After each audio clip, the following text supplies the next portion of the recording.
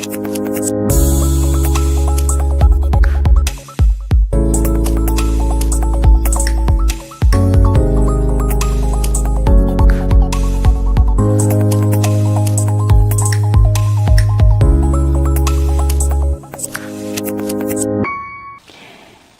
you've been watching all of the Faith and Culture episodes, you remember that we have discussed the need for critical thinking in our culture. But that is not the same as critical theory. Critical thinking requires logical thinking about the reality of things.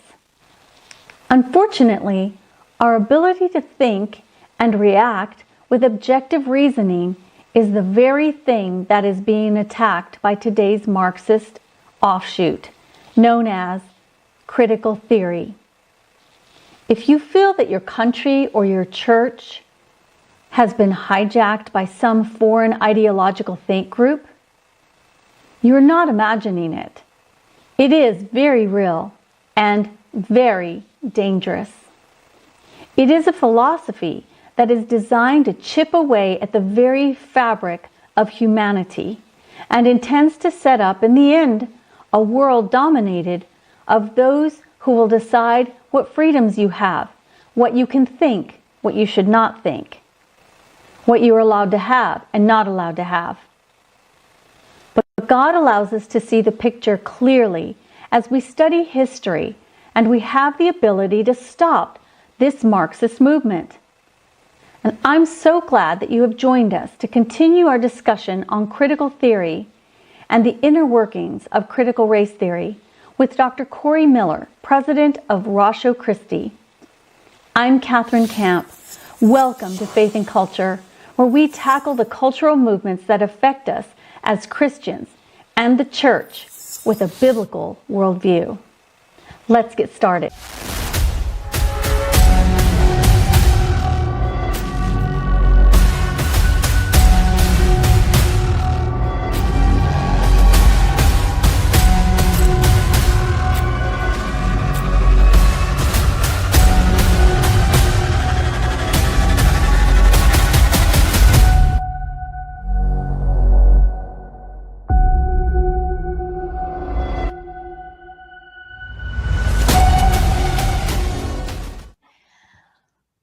We're so fortunate to have Corey Miller back with us again today to discuss with us these terms that we've been hearing about and maybe some of you have been affected by, such as critical theory. What is that? And critical race theory, which is an extension of that as well, and how it's going to affect us in our communities and in our country.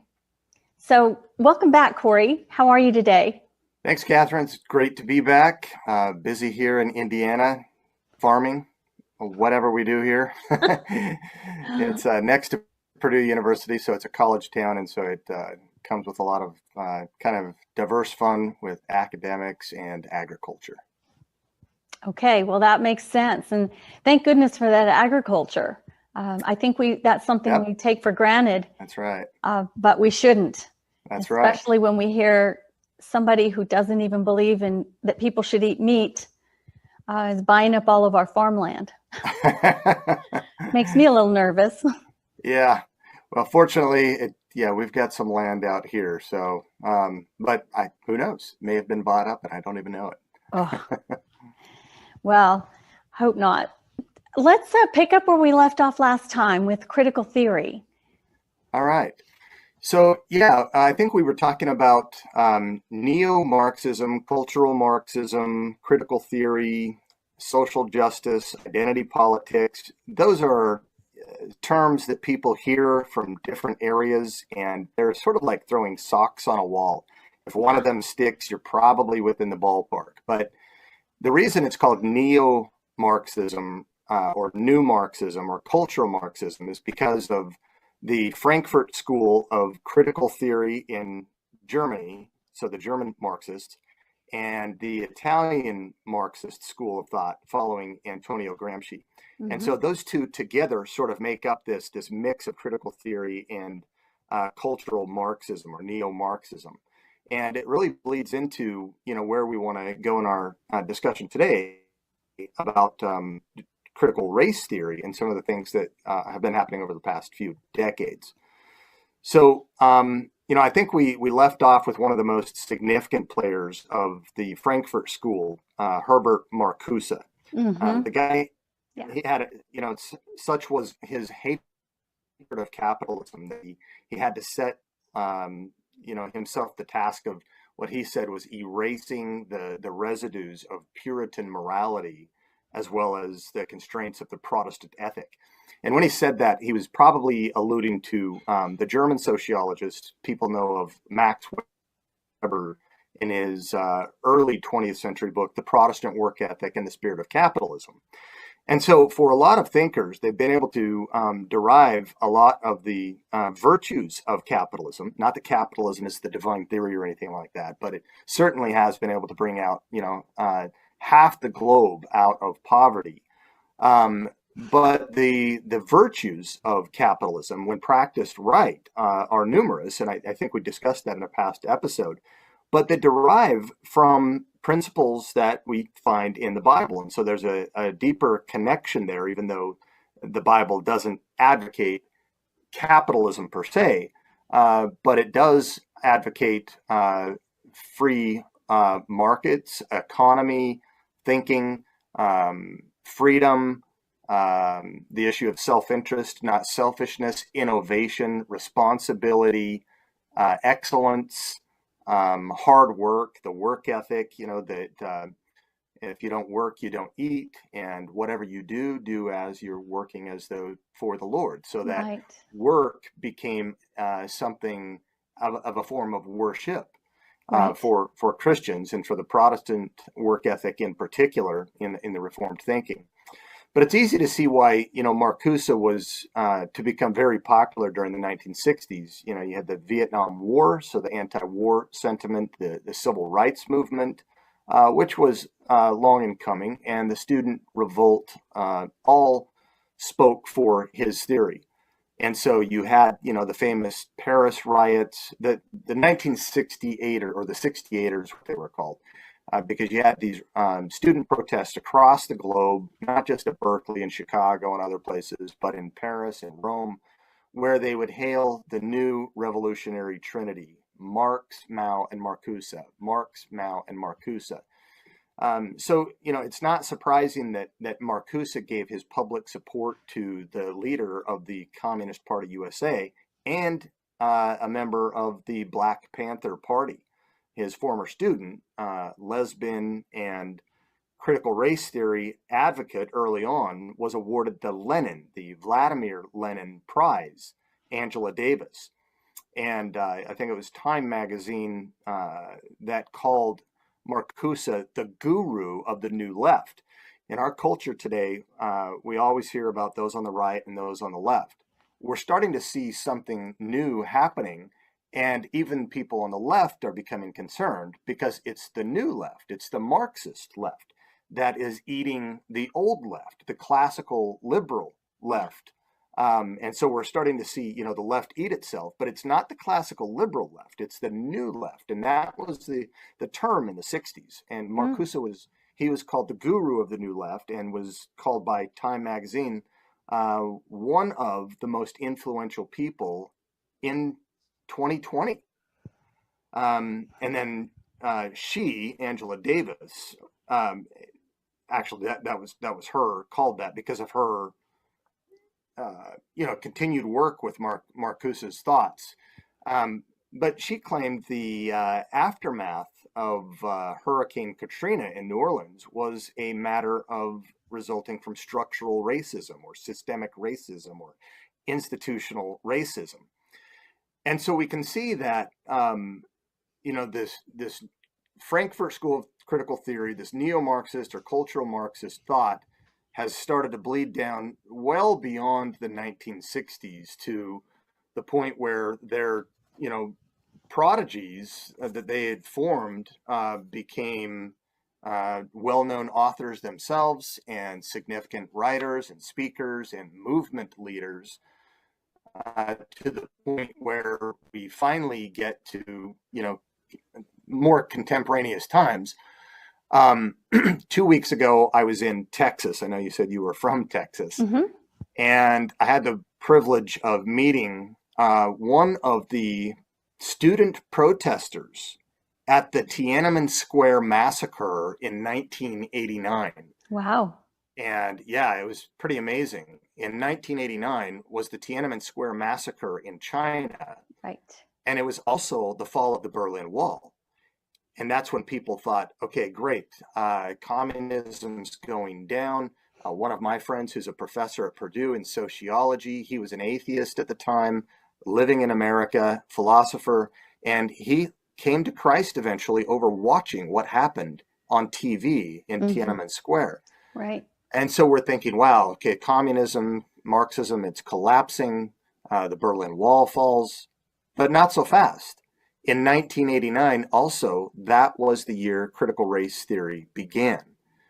And a lot of people don't realize this, but it was a small research group that took place and got together and were trying to figure this all out.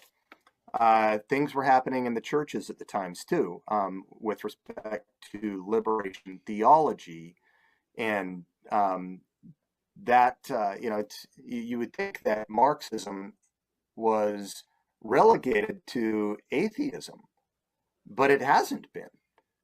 And that's something that we're starting to get wind of today.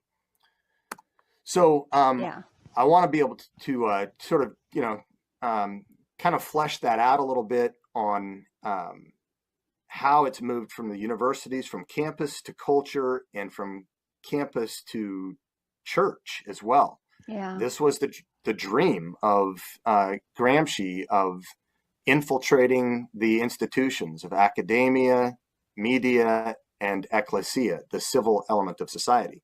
Yeah. So critical theory is currently the reigning theoretical paradigm in academic disciplines like gender studies, women's studies, peace studies, critical race theory, anthropology, queer theory, which Marcuse played a big part of, liberation theology, which is a hybrid of Marxism and Christianity. And I mean, it really forms the ideological foundation or block for large segments in what we would call the social justice movement.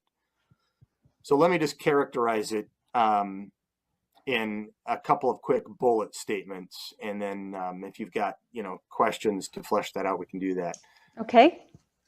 So first would be, it's focused on not individuals per se, but individual identity is inseparable from group identity as oppressed or oppressor. So in all the schools or in all the facets of culture, whether it's sex, race, class, gender, ethnicity, etc., you're either in a group of oppressed or a group of oppressors. The focus is not on individual identity. Your individual identity gets swallowed up by the group. Two, oppressor groups subjugate oppressed groups through the exercise of hegemonic power. That's where Gramsci comes in this hegemonic narrative. Privilege always entails power. You're privileged because you are in a position of power.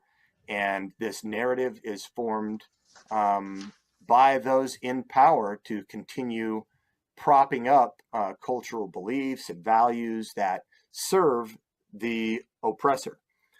The third is our fundamental moral duty is freeing groups from oppression, because if the problem is oppression, then the goal is liberation, and that's where liberation theology is going to come in. That's sort of the ethic. The ethical goal is liberation for ultimate equality in every facet. And equality sounds good, but wait till we get to what it means. And then the theory of knowledge really comes down to lived experience. Lived experience is more important than objective evidence in understanding oppression. It's one thing to be a theoretician. It's another thing to live in it. And they say that, the oppressed they know both sides because they have to live under the regime of the oppressor, and they live the oppressed life. And so they've got extra woke insight through lived experience than those with objective evidence in understanding oppression. Fifth, oppressor groups hide their oppression under the guise of objectivity. That's why when I toured Utah with a classical liberal atheist at universities talking about viewpoint diversity, well, they tried to get us disinvited and they called us logical fascists. We're hiding our oppression of old white male Christian heteronormative people, whether conservative Christian or liberal atheist, under the guise of objectivity. And then finally, individuals at the intersection of different oppressed groups experience oppression in a unique way. And this is where in 1989, 1991, when critical race theory was forming, one of the significant thinkers that was a student under a guy named Derek Bell came up with the idea of, well, developed the idea of intersectionality, which is the idea that all of these oppressed groups aren't looked at in isolation. Some of them share oppression in multiple ways. You know, you might be a black man next to a black woman, and a white man next to a black man, and the black man is in the oppressed group, the white man is in the oppressor group. But put the black man next to a black woman, she's got both the oppression of being black and also of being woman in light of the patriarchalism in society. And so she has double insight in that respect. Any thoughts on that? Yeah, I found it interesting because I was reviewing the BLM manifesto that I pulled off their website this last year before they took it down, just kind of to refresh my memory on the topic and what they stood for. And this is delineated. I mean, it's like one of their paragraphs that especially the oppression of the black female or any female of color had an extra check mark. You know, it's like they've been extra oppressed. So this kind of falls in line with exactly what you're saying right now. And I find that interesting. And it's, I'm going to, I don't know how, but I will either post it in the notes for this, you know, maybe in a PDF form, or I'll figure out a way so people can see it. Okay. So everything you're saying is exactly what these groups stand for. It's not that you're making it up. That's what they believe. Right. Also, I find it interesting with the objectivity that they reject objectivity. So what is the opposite of objectivity, right? Subjectivity. Yeah, and this is interesting because this is where the mix of critical theory and critical race theory and postmodernism come in. Postmodernism was famous for deconstructionism at the time, and it's a sort of a form of skepticism. Right. And the problem with skepticism is that you have to be skeptical of skepticism, right? And with deconstructionism, eventually you are going to deconstruct even deconstructionism. So they realized this and came to the result that even with the expression, knowledge is a social construction of reality, how we socially word things or frame things, that becomes the reality. And it seems to be intensely subjectivistic, right? As opposed to objective. But they're going to say that there is a measure of objectivity. It's just somewhat esoteric. It's somewhat secret. It doesn't have to be secret. You just have to find yourself in an oppressed class to be able to see it.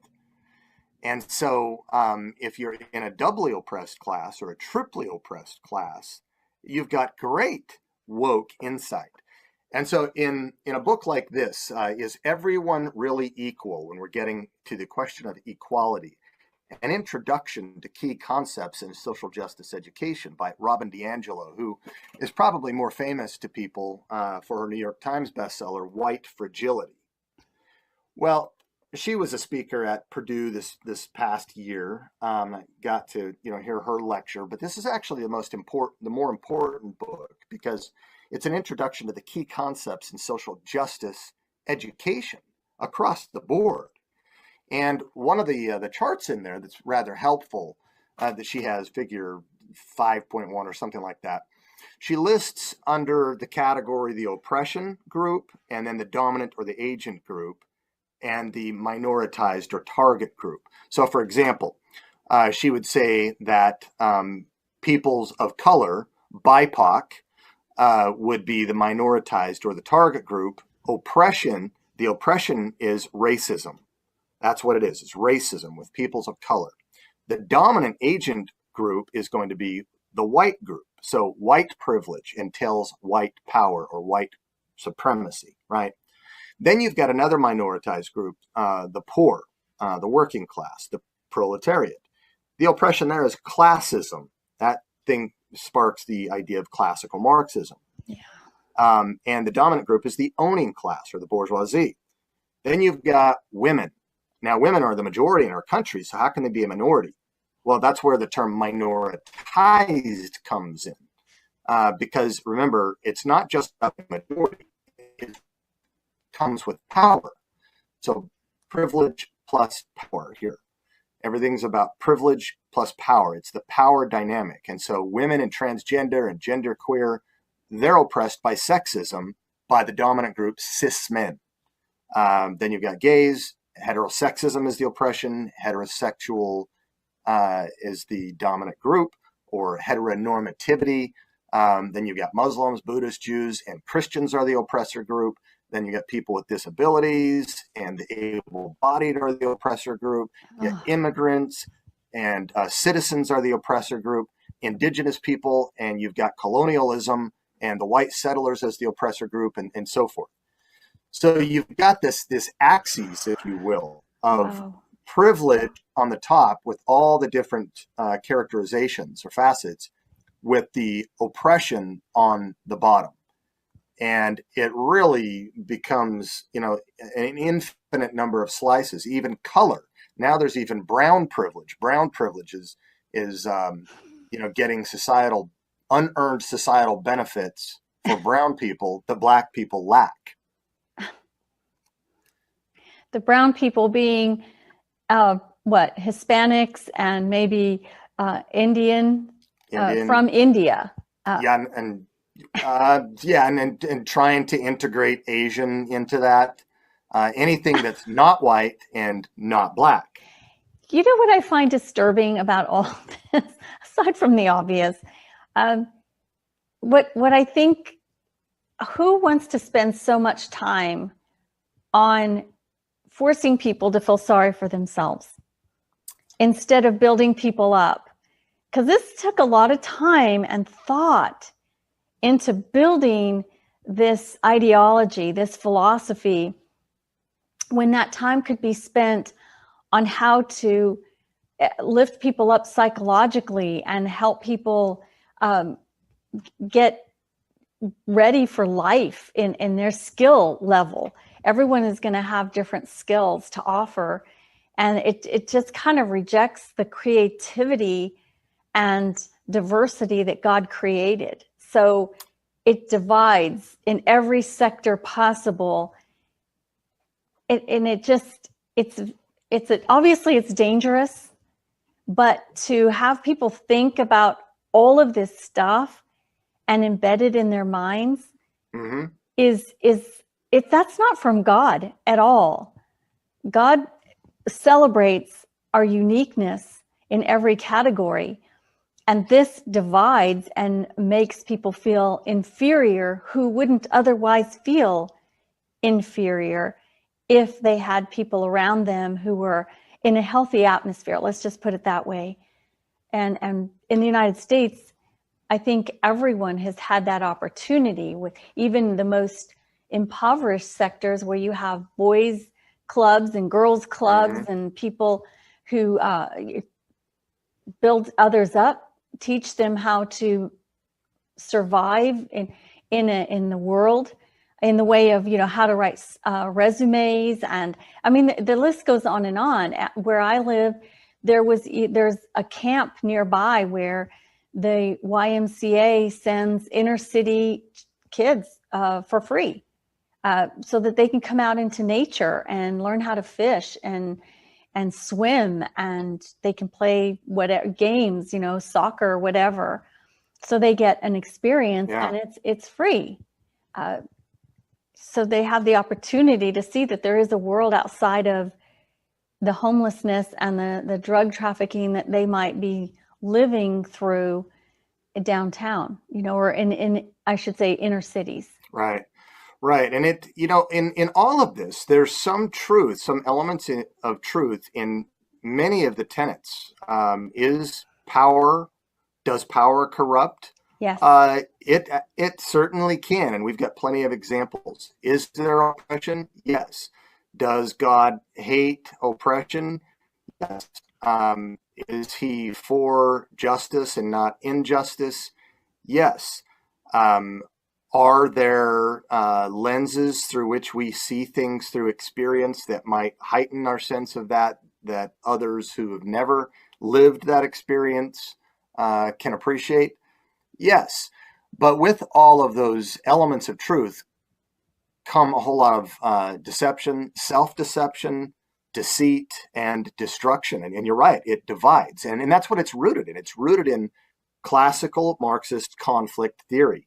The view of reality of human relations is that they are set up in social binaries, oppressed against oppressor, victim against victimizer, and the ethical objective from oppression is liberation. So that's the goal for the group, which is social justice.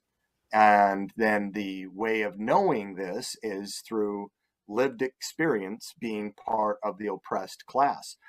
Now, it may seem obvious until you look at some of those points of interest that can be made to appeal to someone in an oppressed class, or even if they sense that they're an oppressed class. If someone comes dangling this carrot, one man's envy is another man's greed, right? And people in religious circles can come to see this and can come to buy into this, because we are easily entangled in conversations where the question is, are humans sinners? Yes. Do humans oppress people? Yes. What would Jesus think about oppressed people? What would Jesus do? Does God love the poor? Yes, yes, yes. And so it's branded in such a way that if you disagree with it, you hate the poor, you're not on God's side. And this is where liberation theology began. It was something that began late 60s, early 70s, Central and South America in Catholic theology, in severe poverty areas. And there were a number of priests that were leaders in it who ultimately came to see that the ultimate crux text in the Bible in theology was the Exodus. You know, getting Pharaoh, the bourgeoisie oppressor Pharaoh, off the backs of the proletariat Jews, and seeing that whole oppressor-oppressed language in a Marxist viewpoint as a tool of analysis, a way to analyze society and still affirm theology, became liberation theology. And so liberation is ultimately liberation from socioeconomic oppression. And so that was happening in Central and South America, and that eventually moved northward through the immigration and so forth, through theological conferences, theological communities, and also into Black theology in North America. Now, if I can define critical race theory real quick, and then we'll get into critical race theory.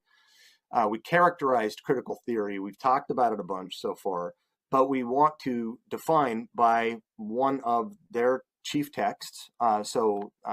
Critical Race Theory, an Introduction by Richard Delgado and Jean Stefanchik. Delgado, I think, was one of the original thinkers in critical race theory as well in the 90s. But it's this definition. The critical race movement is a collection of activists and scholars interested in studying and transforming the relationship among race, racism, and power. Now, pause for just a second. Critical race theory. First of all, a theory is supposed to be explaining the phenomena, right? It's sitting back, explaining the phenomena. But remember, Marx was an activist. He didn't like the fact that philosophers simply sought to interpret the world. The goal was to change it. And so the definition of the critical race movement, it's not just a theory, it's a movement. They are in a movement collecting evidence that supports the theory. The critical race movement is a collection of activists and scholars interested in studying and transforming the relationship among race, racism, and power. The movement considers many of the same issues that conventional civil rights and ethnic studies discourses take up, but places them in a broader perspective. Unlike traditional civil rights, which embraces incrementalism and step-by-step progress, critical race theory questions the very foundations of the liberal order, including equality, legal reasoning, Enlightenment rationalism, and neutral principles of constitutional law. It's page 2 and 3 in the introduction. So it actually repudiates some of the values, both of the Enlightenment, and this is where the left is up in arms, and of the civil rights movement, focused on individual rights, because it's not about the individual, it's about the collective, remember. It's not about the nation, it's about globalism as well. And law itself is set not neutrally, but to serve the ruling class. And so critical race theory began in America, branching out of critical legal studies from thinkers like Derek Bell at Harvard and others, who then had one of his proteges, Kimberly Crenshaw. Crenshaw was the one who coined the term and was at that first base camp meeting in 1989, intersectionality. And so, you get to thinkers from then to now. Again, at Purdue recently, we had Ibram X. Kendi. He's probably more popular than Robin DiAngelo. His famous book is How to Be an Anti-Racist. And you see anti-racist policies being pushed through K through 12 schools now, and it's called anti-racism.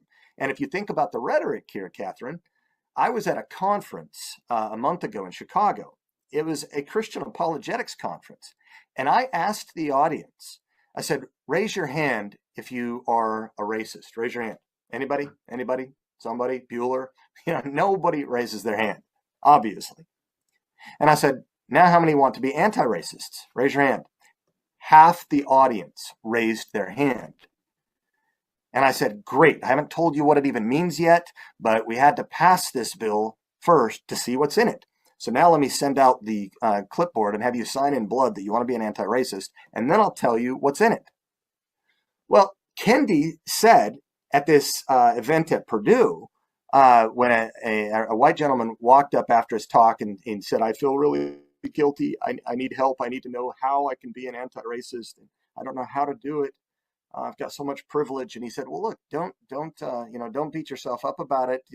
You can, there's a racial component in everything, he said. He said, for example, suppose you have a passion for climate change. Well, climate happens to impact the BIPOC people of color, in the third world more than anyone else. And so being anti-climate change is actually part of being racist. And so if you support climate change laws, then you can be an anti-racist. And so he defines it this way. He says, anti-racist policies cannot eliminate class racism without anti-capitalism policies. To truly be an anti-racist is to be a feminist. To truly be feminist is to be anti-racist. We cannot be anti-racist if we are homophobic or transphobic. To be queer anti-racist is to understand the privileges of my cisgender, of my masculinity, of my heterosexuality. So, of their intersections, he concludes. It's intersectionality. You swallow the whole Trojan horse. You cannot just take a piece of it. And then if you challenge any of this stuff, like with global warming that you just brought up, can I see the facts? Not just what people are saying. I want to see the numbers, and I want to see where they're coming from. I mean, you and I know how to do in-depth research. We know how to take deep dives. The average American doesn't. And of course, the person in a third world country has no clue what's going on, because their education systems, if they even have them, are corrupt because their leaders are corrupt. It's right. Okay, no wonder why we have to swallow everything. Yeah. Like you say, I like the way you put that. You have to take in the whole Trojan horse before, if you even question what's going on, you're racist. It's like, wait a minute. No, you're racist because, right. And it's divisive. I mean, let's just leave it at that. Yeah, it's divisive. Yeah, and you want to divide in order to conquer. Yeah. And you want to be able to divide right at the line that gives you the majority, right? So that you can get everyone full of torches and pitchforks and go after the 1%. Once you get them on board and you find an enemy, you find an oppressor, and you've got that snowball moving, you broaden it, and then you go after the 2%, and then the 10%, and then the 20%, and then you can go after the 40%. And so now blacks can go after browns, and darker shaded blacks can go after lighter shaded blacks, and so forth. And black men got nothing on black women. And black women got nothing on black lesbian women, and so forth. And so this is where someone, from a liberal atheist camp, like one of my friends is a philosopher, Jonathan Haidt, who wrote the New York Times best-selling book, Coddling the American Mind. He's an NYU professor of psychology. He was a neo-atheist. And he described himself as a secular atheist, I think Jew.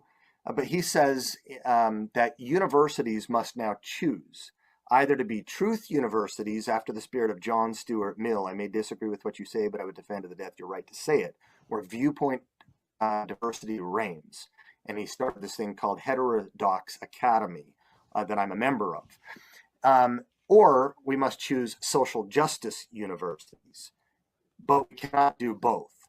So he recognizes this, and he's a proponent of the left, but he very much fears the new left, because the new left has become the reigning paradigm.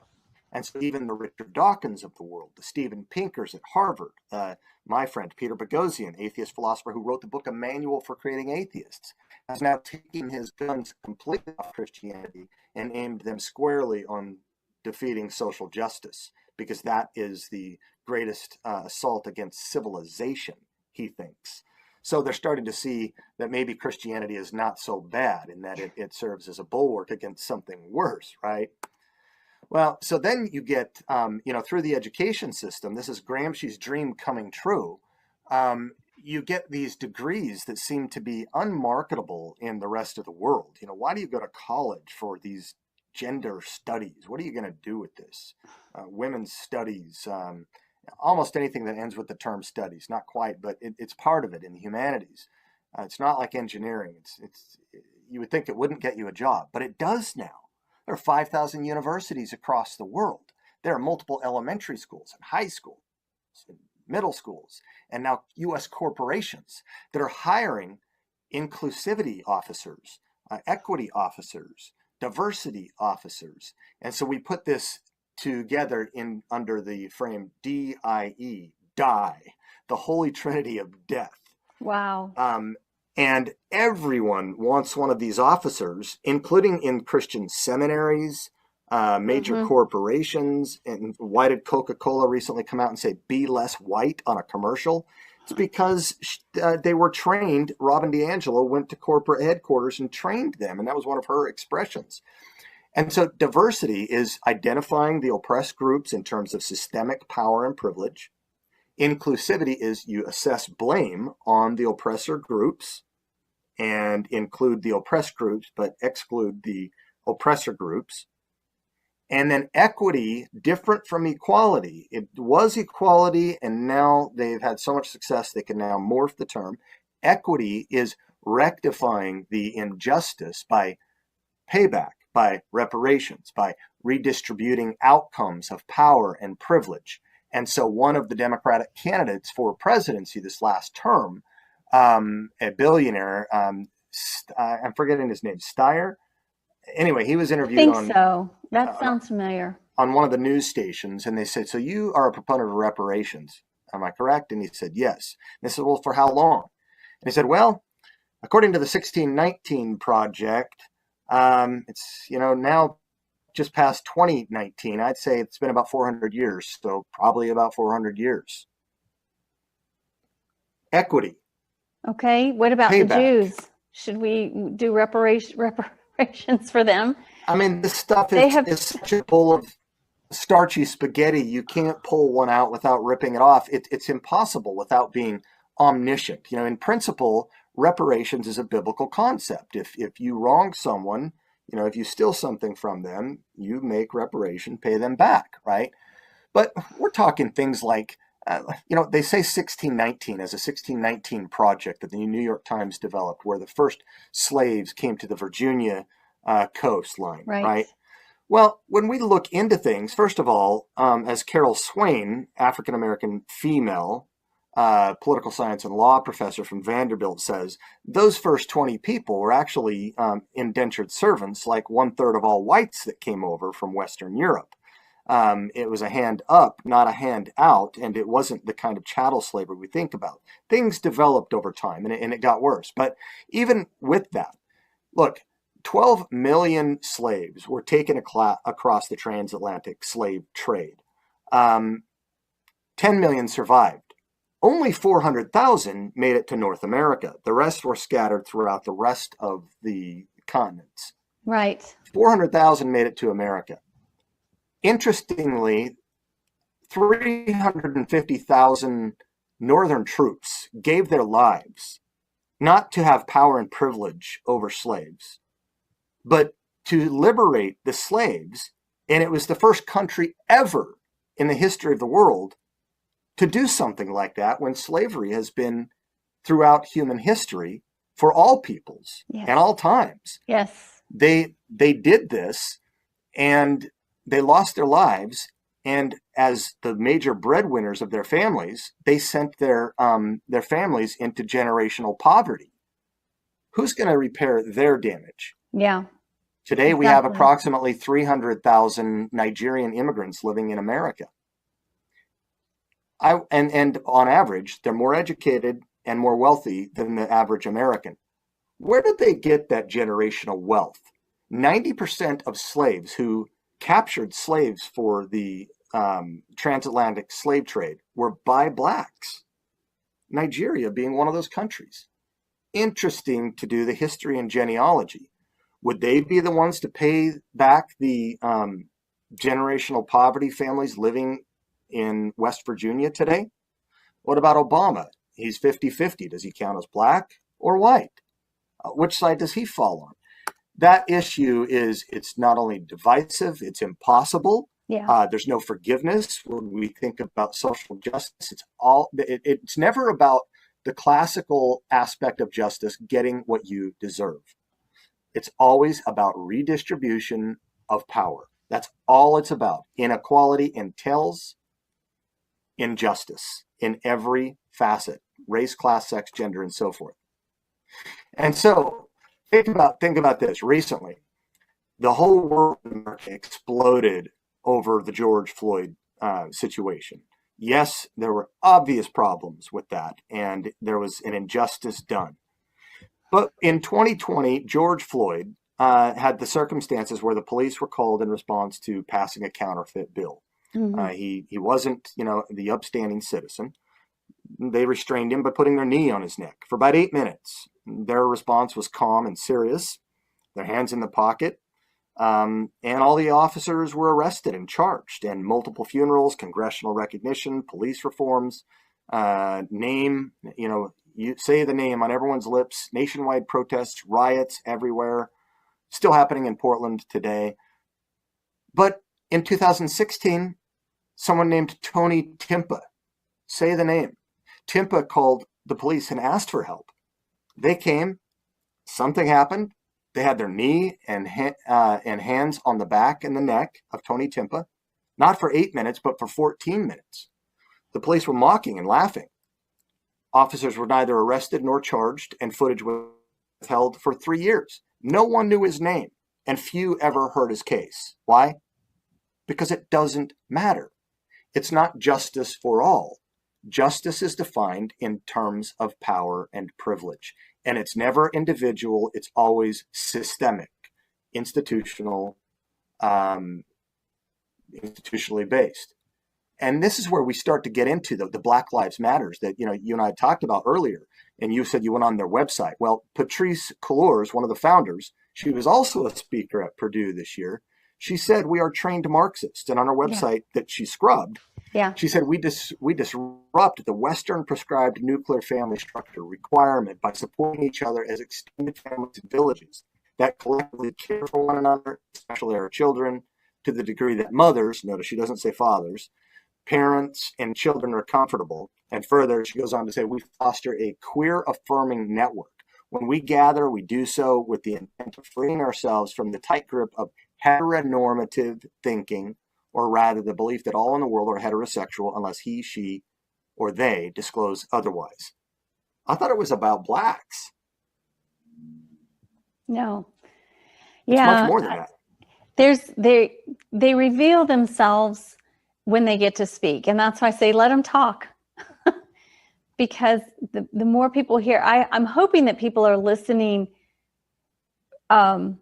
objectively as much as they hate objectivity and they want all subjectivity, because they are going to contradict what they claim constantly. Right. And on a theological end, all of this, what you're saying, it just makes me think on the theological end, Christ, the God of the Bible, has taught us to, be inclusive, to be objective, to be rational, to be logical, and it's the only faith that has all of these components. Plus, God, you can know God. On the other side, what does Satan do? Satan divides. Satan wants to point things out. Satan wants to make things confusing. So there you have your subjectivity. And the more they dwindle down, you reject everything that God has done, all of his creativity, all of his, what we are, male or female, it's in our cells. It is not determined by, I guess, public opinion or what did they say? It's determined, your sex is determined by what? I can't think of the word right now. That it's not your biology? Yeah, and they think that, again, white oppressors in the ruling class, for them, they use this so that biology becomes bigotry. So, this stuff has infiltrated the education, it's infiltrating politics, and even now the church. And so when we think about Black liberation theology, the father of Black liberation theology in America was James Cone. And Cone, in his book, A Black Theology of Liberation, he just died a few years ago, said that there can be no theology of the gospel which does not arise from an oppressed community. I mean, that's huge. There can be no theology of the gospel which does not arise from an oppressed community. And he goes on to say, this is the beginning of his book, the God of the oppressed takes sides with the Black community. God is not colorblind, i.e. anti-civil rights, remember, Martin Luther King.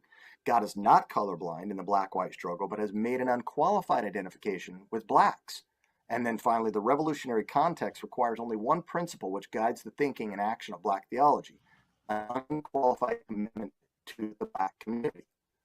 Well, one of his disciples was Reverend Jeremiah Wright, who talked about his work with liberation theology, with the Black Theology Project.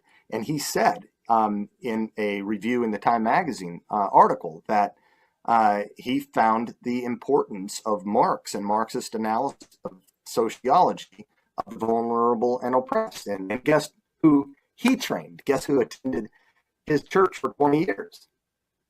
Barack Obama, who wrote in his book, "I chose my friends carefully, the more politically active Black students, the Marxist professors, the structural feminists," and then he said, "At night in the dorms, we discussed neocolonialism, Eurocentrism, and the patriarchy." There's the intersectionality again.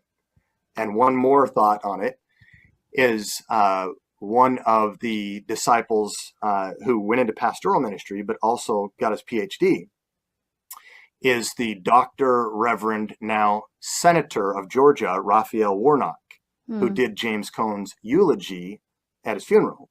And he says that the early church was a socialist church. Go back and read the Bible. He said to be concerned about the poor does not make you a socialist. It actually makes you a Christian. So I guess an atheist, if they're concerned about the poor, becomes a Christian. And then he says, and it means that you believe that everybody is a child of God. So this is where this stuff has infiltrated, not just into, Black theology, but now white churches. And now I have to make this black-white divide too. I loved it when Martin Luther King got me thinking about being colorblind, when I could see people made in God's image, when I could see people based on the character and not the skin color. Right. But Kimberly Crenshaw and the gang from, 1989, 1991 and so forth, they, in her article, Mapping the Margins, Intersectionality, Identity, Politics, and Violence Against Women of Color, she repudiated the signs that Black men would hold up in the 1960s protests in the civil rights movements that would say, "I am a man. I am a man." And they were saying, I should be treated like everyone else. And they were right. But she says, no, you are a Black man. And your manhood makes you an oppressor over me, woman. And other Black women might be oppressors over Black lesbian women, like Patrisse Cullors, like Angela Davis, like so many. So to conclude all this, I guess, why the attraction? Well, look, the scientism, the naturalism of the past didn't excite people very much. That's been, a worldview problem in America that Christians have faced for, the last 2 decades. But it was pretty dry. This stuff's wet. It's juicy. It's about justice. It's about compassion. What would Jesus do? And if they can identify, a problem, slavery, and it was a problem, and say, hey, this was America's original sin. There's no forgiveness for this. There is only reparation for this. People start to feel guilty and they don't know what to do with it. You redefine racism, not in terms of personal animosity with someone or superior sense of yourself, but it's always group and structural. And so they define it this way: any practice or policy that creates or perpetuates racial disparity or inequality is systemic racism. Well, marriage does that. Marriage does that. We all know that the biggest predictor of poverty is fatherlessness. So what do? We forbid marriage now to make everyone equal? This is what socialism does. It doesn't bring everyone up, as you said. It tears everyone down. It makes everyone poorer. And at the end of the day, all this social justice talk, whether economic justice, socialism, racial justice, the gospel of anti-racism, reproductive justice, abortion, gender, LGBTQ justice, research justice, climate justice, whatever. Most of it's driven through a lens of sociology and culture, Catherine, and not the lens of theology and scripture. And Christians need to take the Jew Jesus at his marching orders and not the Jew Karl Marx. Yeah, that's good. While you were talking, I know we're going to close here, but it reminded me, everything you're saying, a book I had to read in theology class during my MDiv work in seminary was a book called Race by J. Cameron Carter, and he's a professor out of Duke University. And it was all about, the minute I had to start reading it, I thought, okay, here we go, Black liberation theology. And it was not that at all. It was, I would recommend it to people to read that, because it explains how race was used all along to put down the Israelites, and especially in our modern world when things started to flip, and during Nazism, that they were a different race, and seen that way. So it is divisive, and it never ends. Like you say, there's always someone who's the oppressor. That means to say that you have to get rid of all adults and just have children because they're oppressed, because the adults are always telling them what to do. It goes on ad infinitum. Mm-hmm. If you really want to look at it, it doesn't stop anywhere. Yeah, parentism. So then we can't have abortions because you're doing something to this human being. So see, it comes around to a contradiction. Then that's the oppressed. That little seed inside of you is being oppressed. So you can't have abortions. Right. So it kind of comes back around like a boomerang to them. Yeah, well, I think in the end, the Christian... No, go on. The Christian... Yeah, okay. So the Christian needs to look through a biblical and theological lens more than a cultural and sociological lens. We need to see that what unites us is the imago Dei, being made in God's image and being formed in the image of Christ. What separates us is sin. Yeah. In terms of knowledge, biblical authority is something that gives us the lens through which to understand ultimate reality. Not that we reject general revelation, but we see things through God's revelation, his special revelation, and it's available in principle to all. It's not esoteric. It's not secret knowledge. There's not oppressed or oppressor that can read it and understand it. And then at the end of the day, there's this thing called justice, and there's this thing called grace and charity, and they're not the same. They're both biblical principles, but we cannot confuse them into social justice and allow this Trojan horse of neo-Marxist thought to come in and take the church off mission. Yeah, and I think that's a message to all Christians out there and ministers of churches, whoever watches this, that God is the answer, and we have to be really careful when we if you are a leader in the church community, be careful what you let into the church.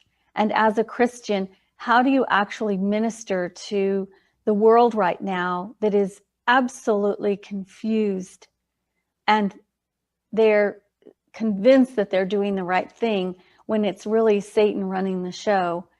If you're falling for everything that you're hearing, you have to have some sort of critical thinking skills to start knocking down these barriers. Critical thinking, not critical theory. Right. Thinking, not theory. Well, thank you, Corey, for another fascinating discussion.